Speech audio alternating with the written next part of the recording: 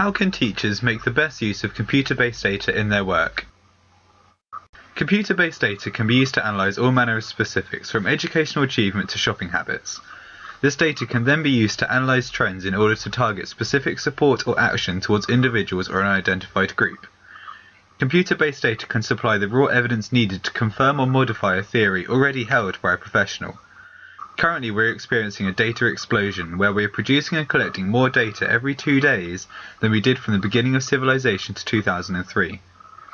As a result, we are producing more data than we are able to process, and this idea is known as big data. When used in education, big data analysis techniques can form part of learning analytics, which is the analysis and representation of data about learners in order to improve learning, and this is the area which I'm focusing this video essay on. Learning analytics is a crucial system for any teacher who is seeking to improve their own practice as well as raise attainment of the pupils in their class. This diagram demonstrates the learning analytics cycle. The cycle starts with learners who generate data, which is captured by the teacher. This data is then analysed to provide an insight into individuals' progress, and this analysis can drive interventions which will help to improve attainment. Not only can learning analytics be used to identify needed interventions, it can be used to analyse their effectiveness as well.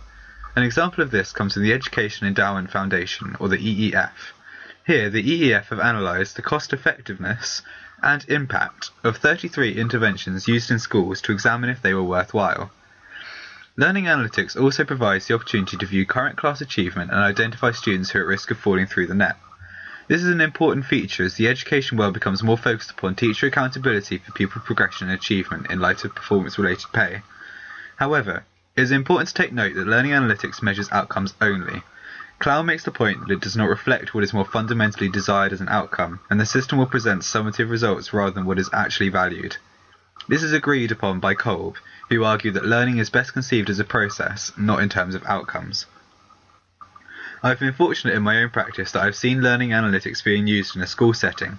My second placement used the School Information System, or SIMS, to collect information about pupils with regard to assessment and attendance. The teachers would input levels for the children in line with the national curriculum requirements at the end of each term. These would then be collated and analysed in order to measure attainment as well as analyse rates of progress of different groups, for example gender comparisons. Results would also be used to analyse where further monitoring and moderation was needed, and this would be fed into the school improvement plan for the upcoming term or year. Initially, the results from data analysis were kept at a board or administrative level. However, the school started holding termly staff meetings where data was shared on a class level. This gave teachers a stronger ownership and a deeper understanding of the data, which led to improved motivation. The SIM system was created in 1983 and was predicted by Quaife in 1990 to become used increasingly in schools as a measure for pupil assessment. Moving forward to 2013, it is now used in 22,000 schools across the United Kingdom, and gaining first-hand experience of the system was an important boost to my professional development. Sitting in a staff meeting where the SIMS data was sifted through and analysed enabled me to appreciate the importance of using data effectively and purposefully. I've learnt that data by itself won't change my practice, but carrying out learning analytics and examining what patterns and trends are coming through, I can identify areas of strength and weakness. When it comes to my own time in school, I can see the importance of using data to analyse my own and the class's performance in order to reach and maintain a high standard of achievement. However, through my research I've also considered the importance of Kolb's earlier quote.